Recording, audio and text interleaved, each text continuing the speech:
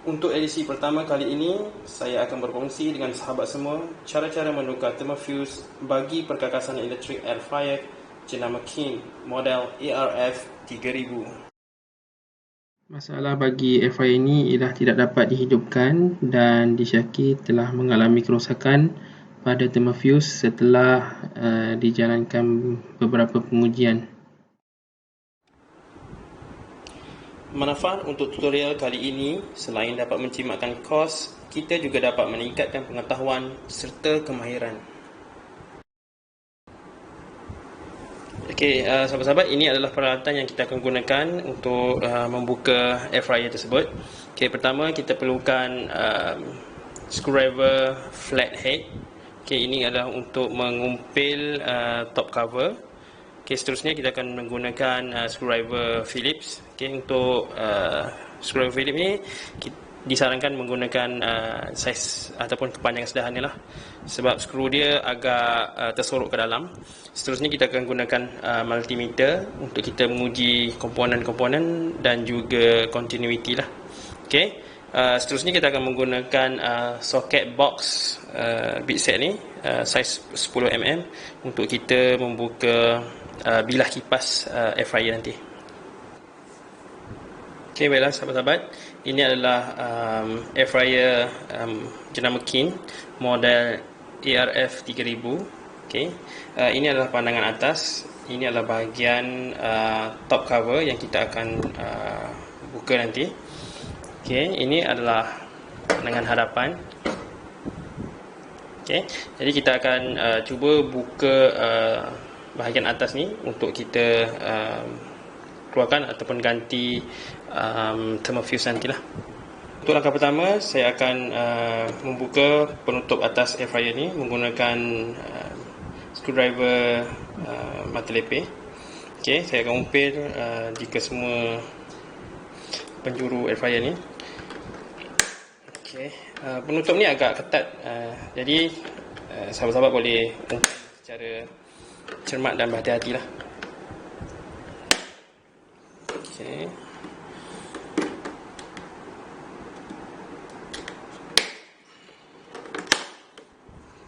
Okay, berjaya.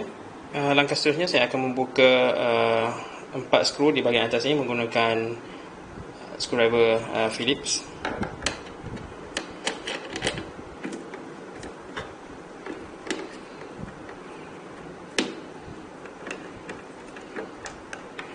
Okay, jika sahabat-sahabat menggunakan screwdriver yang mempunyai magnet, sangat berguna lah untuk menarik keluar skru ni.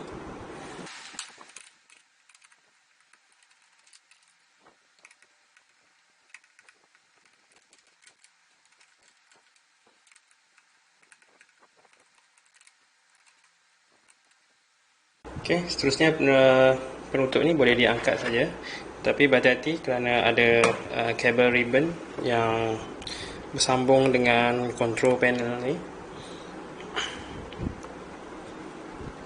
Okay, kita cabut dulu.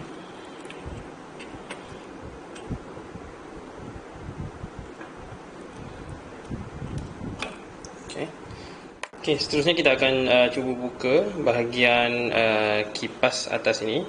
Okay, sebelum terlupa, kita akan buka dulu tray bahagian bawah ni. Terusnya saya akan membuka kabel bahagian heater ni. Okay, terlebih dahulu saya akan buat penandaan sikit untuk mengelakkan kabel ni tertukar apabila hendak dipasang nanti. So saya akan gunakan marker pen lah. Okay, ini untuk kabel merah, ini untuk kabel biru. Okay, seterusnya saya akan membuka kabel bekalan kuasa bagi heater air fryer ni. Okay.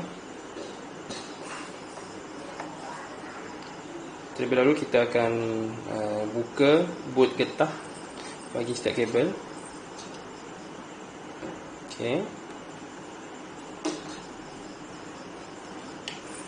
Dan kita perlu gunakan hujung mata screwdriver untuk membuka pin pada setiap kabel.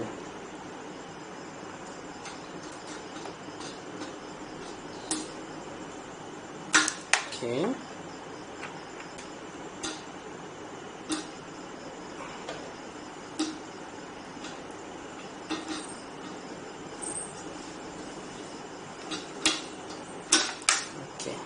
Seterusnya kita akan membuka skru di bahagian atas sekeliling air fryer ni sebanyak 6 skru.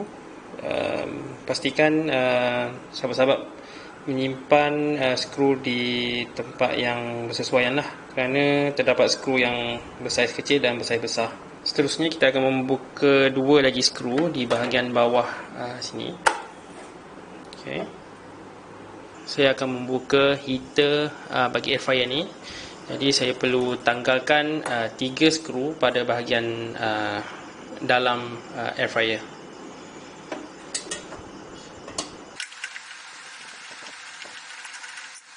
Seterusnya saya akan menanggalkan heater sebelum kita boleh keluarkan bahagian kipas atas air fryer. Kita perlu membuka skru bagi sensor heater ni. Kalau tak nanti dia sangkut.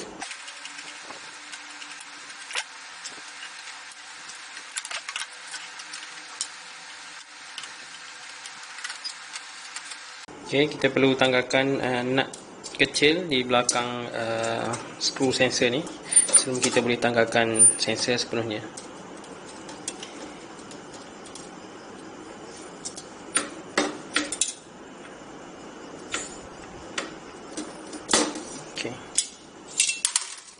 Keluarkan heater. Seterusnya saya akan membuka bahagian tapak air fryer ni supaya kita dapat membuka bahagian penutup tepi, dan seterusnya dapat mengeluarkan bahagian atas untuk kita buka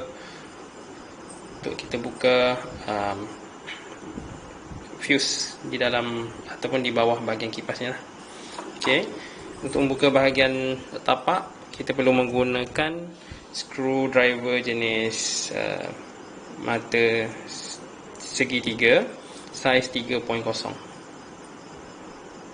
Terdapat 7 skru segitiga di bawah tapak ni, so kita perlu buka kesemuanya lah.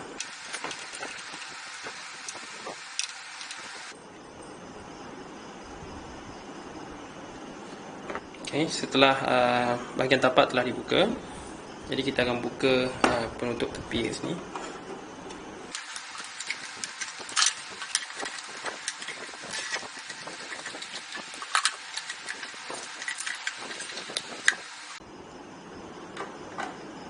Okay, kita tanggalkan dua skru ni.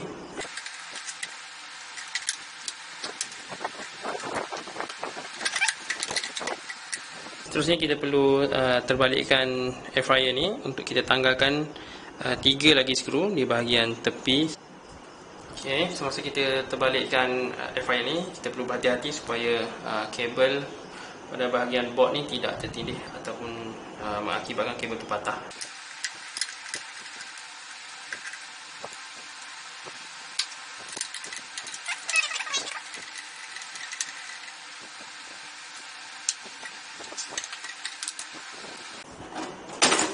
Okay. Kita akan menanggalkan bahagian badan dengan bahagian atas air fryer ni. Okay, sekarang kita boleh tengok kipasnya lah. Jadi thermofuse tu berada di bahagian di antara kipas dengan board di atas. Okay, jadi kita bersihkan dulu sisa-sisa minyak yang terdapat pada bahagian atas air fryer ni.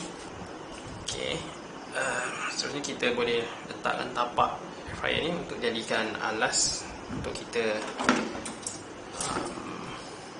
buka bahagian atas pada bahagian kipas ni. Okey.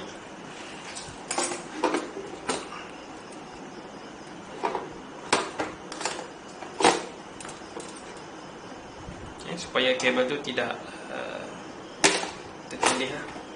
Jadi untuk membuka kipas ini kita perlukan socket box size 10 mm.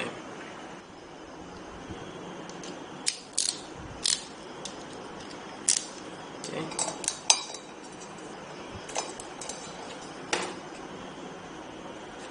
Okay. Untuk membukanya kita perlu pusing ikut arah jam, bukan lawan arah jam. Okay.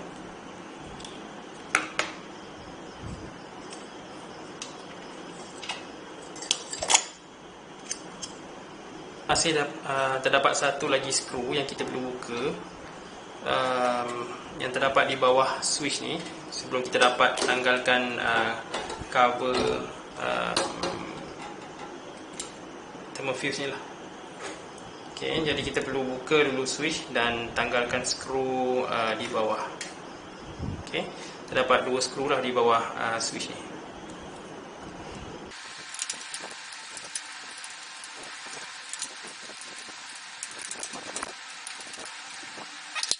Kita perlu tanggalkan dua skru yang memegang bracket switch ni lah, sebelum kita dapat tanggalkan bahagian bawah.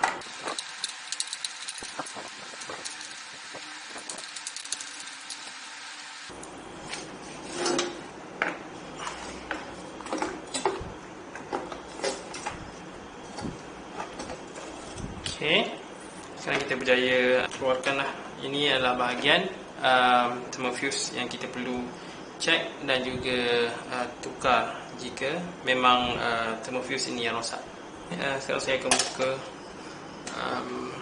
bracket thermofuse ni.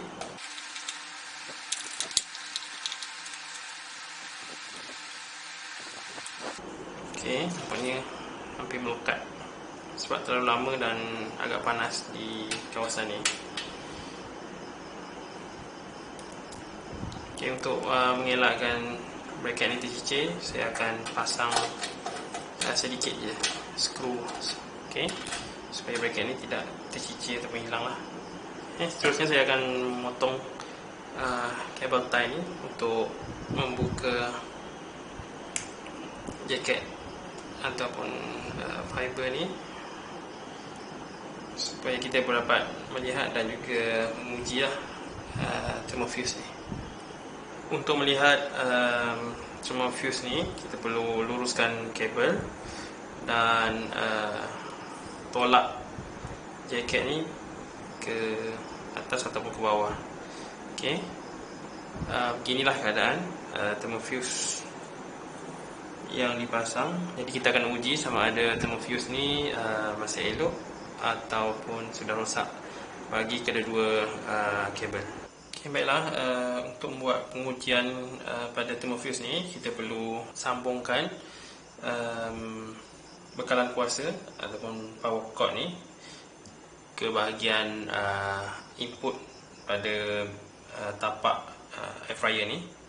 Okay, untuk pengujian ni kita perlu berhati-hati supaya tidak terkena renjatan. Jadi pastikan kita tidak menyentuh mana-mana wayar yang tidak berpenebat, dan juga kita kena pastikan bahawasanya setiap kabel yang kita buka sebelum ni tidak tersentuh mana-mana metal supaya tidak short, dan juga bahagian-bahagian yang terbuka tu tidak menyentuh mana-mana logam lah. Okay, so untuk tu kita akan setting termometer terlebih dahulu. Sekarang saya akan membuat pengujian menggunakan multimeter. Di sini saya akan laksana dua jenis pengujian, iaitu pengujian continuity test dan juga ujian voltage lah. Okay. Sebelum tu kita kena setting termometer ni terlebih dahulu sebelum kita buat pengujian. Okay. Pertama kita setkan ke bahagian continuity test ni. Okay. Dan kita select buzzer. Okay. Dan untuk kita test multimeter ni sama ada okey ataupun tak, kita akan cantumkan kedua-dua hujung elektrod pada multimeter ini terlebih dahulu.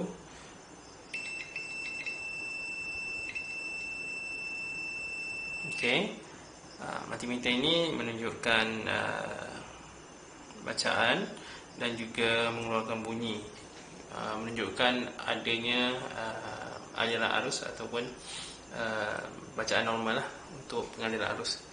Jadi untuk menguji pada thermofuse ni, kita akan dengar bunyi sama ada sama ataupun tidaklah dengan bunyi ujian direct touch tadi. Okey. Pertama kita akan uji pada kabel merah.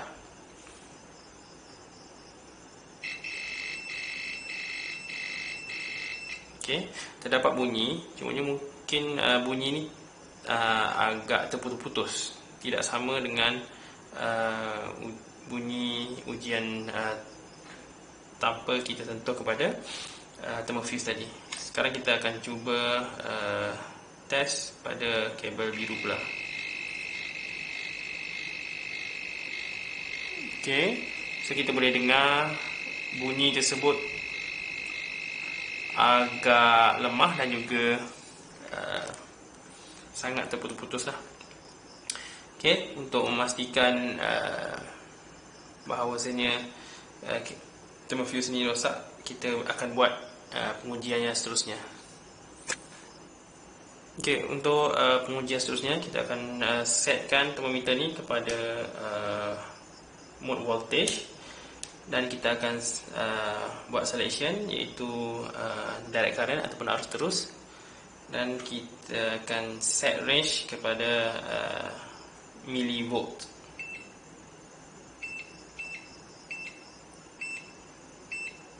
Okey, sebelum tu kita akan sentuh dahulu elektrod pada multimeter ni untuk mendapatkan bacaan asas ataupun base reading lah.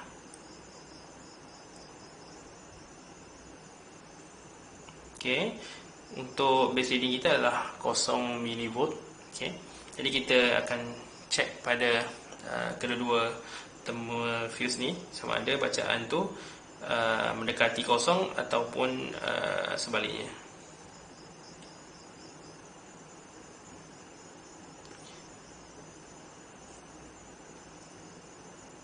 Okey, bagi thermofuse untuk kabel merah ni, bacaannya adalah sama dengan bacaan pengujian tanpa thermofuse tadi yang kita uji. Okey, sekarang kita akan sentuh pula pada thermofuse bagi kabel biru.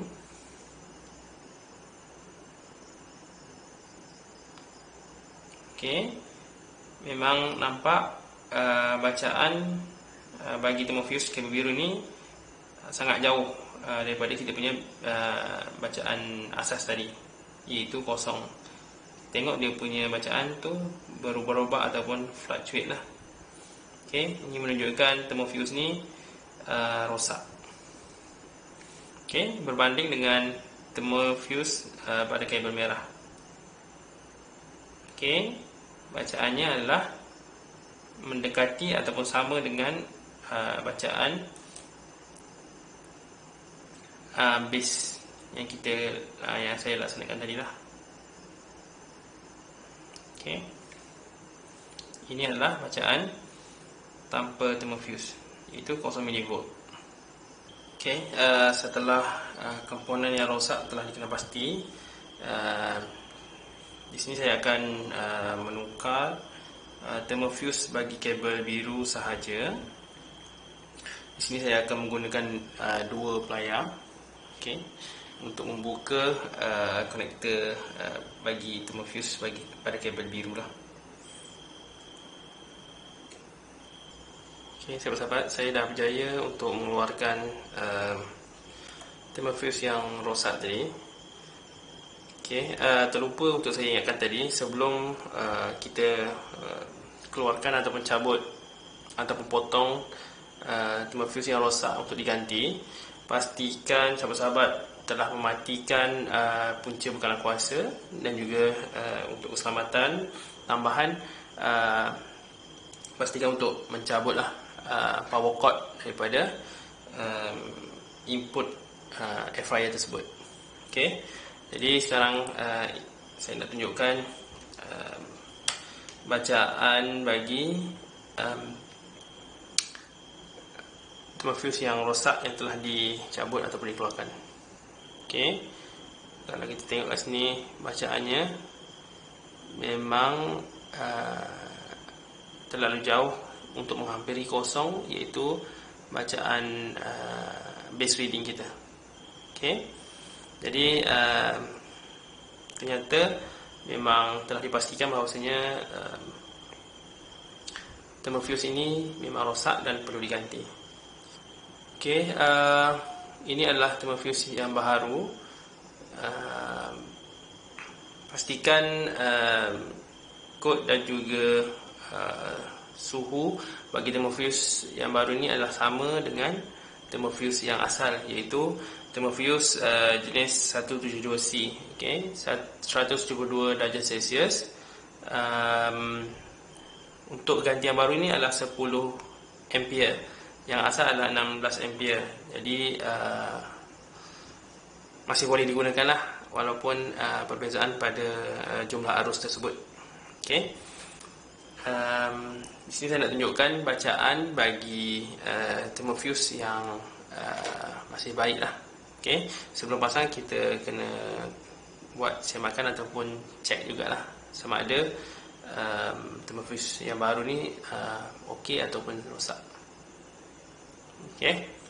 Pada bacaan tersebut kita boleh tengok bacaannya adalah 0 milivolt lah. Okay.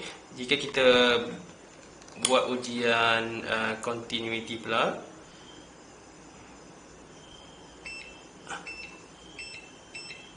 okay, so kita boleh dengar bunyi beep tu adalah berterusan lah. Okay. Dan nilai bacaan dia pun adalah kosong. Okay. Jadi saya akan pasangkan thermofuse yang baru ni pada kabel warna biru. So saya akan pasangkan thermofuse ni pada konektor lah. Saya akan crimp konektor ni menggunakan kabel crimper.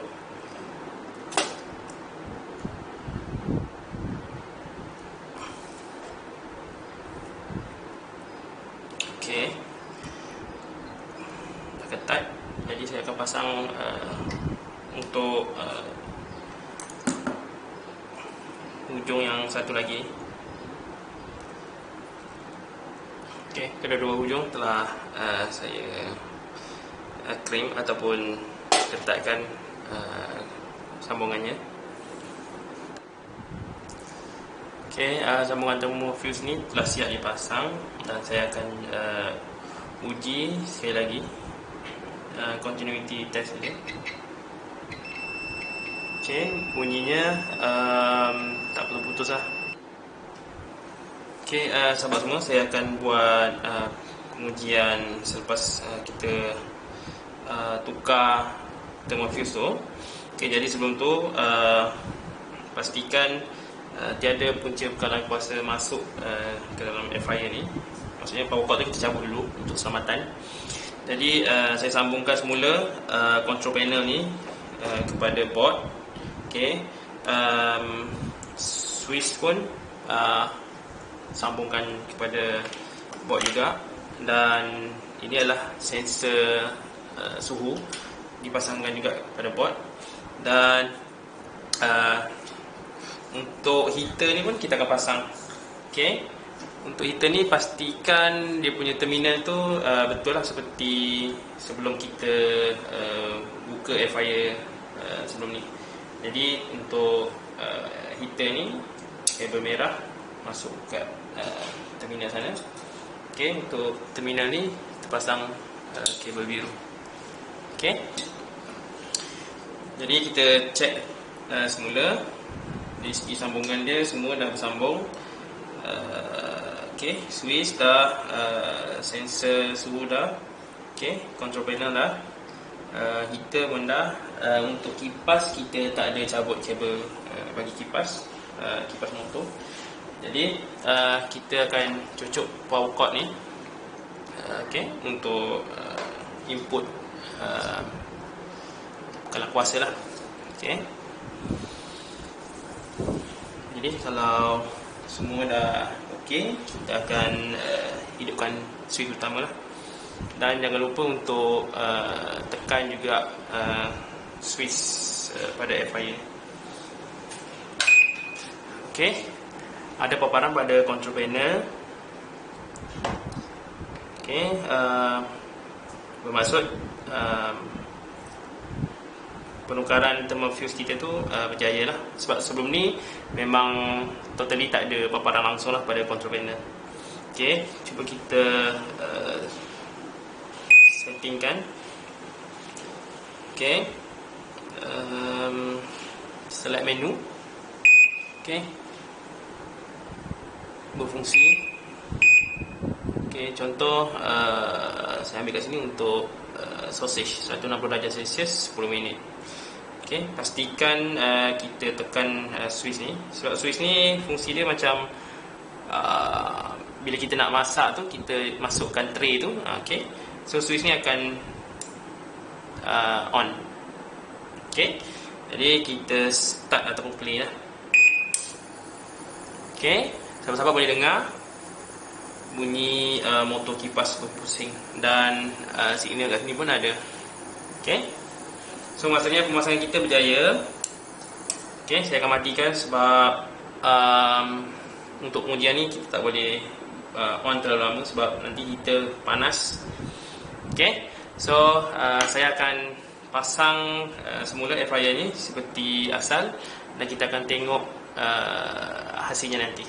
Sekarang adalah saat yang dinantikan. Kita nak tengok macam mana fungsi dia. Okey, berjaya ataupun tak. So kita akan buat testing lah. Okey, terlebih dahulu bekalan kuasa telah disambungkan dan tray pembakaran pun telah dipasang. Jadi saya akan hidupkan switch utama.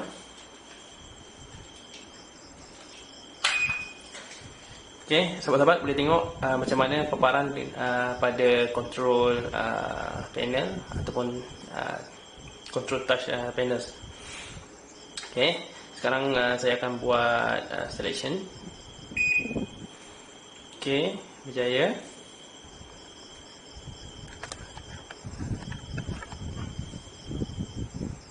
Okey, sekarang saya akan buat pilihan menu.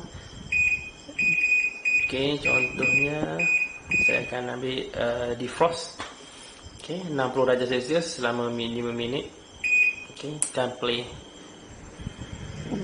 Okey, sahabat-sahabat boleh dengar kipas sedang berpusing dan indikator pun menunjukkan kipas sedang berpusing.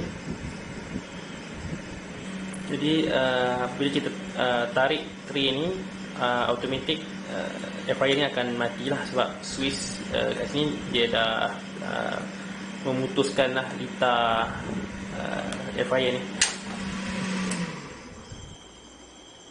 Okey, dari segi suhu, okey, saya dapat rasakan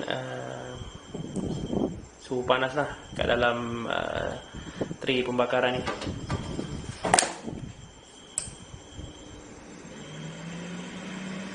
Okey, sahabat-sahabat, nampaknya baik pulih pada kali ini adalah berjaya. Jadi saya harap sahabat-sahabat juga boleh cuba sendiri jika menghadapi masalah yang sama. Jadi perut pun dah lapar, so saya nak sediakan ayam panggang. Okey, sahabat sekalian, jangan lupa subscribe, like dan share. Kita akan berjumpa di lain siaran. Okey, Assalamualaikum dan selamat mencuba.